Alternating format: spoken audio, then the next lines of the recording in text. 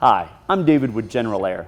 Today we get the pleasure of talking with Dickey, who's an independent welder contractor in Colorado. We're going to take a tour of his truck and then we'll talk to him about how he started his own welding business. We'll start the truck tour with the piece de resistance, and that's the Vantage 300. Do you like this machine? It's a beast. Yeah? I love everything about it. Have you always had this welder? I have not. This is actually a recent upgrade that I upgraded from a Bobcat 250.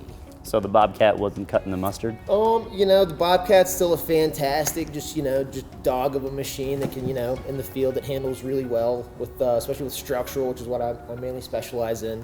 But I wanted something with a little bit better arc control, dig, some dig settings in there, and also this is a true inverter in CV, which I needed to run my suitcase welder for smaller jobs, and it was time to upgrade. Yeah. So, yeah, Everybody loves the Vantage. The Vantage series engine drives are one of the most popular ones out there. It's a diesel, right? Yeah, absolutely. How long does this thing run on one tank of gas? I've yet to run it out, and I have run for a 10-hour day on it before. Nice. So it works as hard as you. Absolutely. That's awesome. Absolutely. Here are the auxiliary machines. We've got a square wave TIG 200 and a Miller 12 VS Extreme.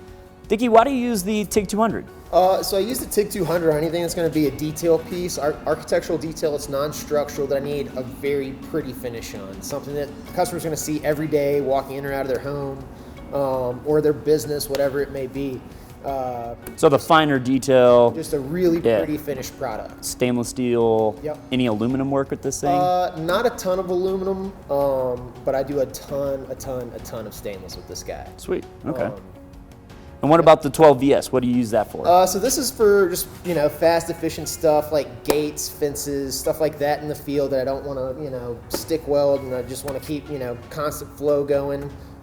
Fire this guy up, and it, so far it's always taken care of me. Is this thing pretty tough? Absolutely. It's a beast. It's got that, I see that Pelican case pretty much dragging behind the truck, it fell off a second story, so it took like a 15-foot fall one afternoon. All right. And I was welding 5 minutes later when I got down to it. That's a good testament right there. Yeah, I've always these things are always touted as rough and tough, and so you definitely proved that from there.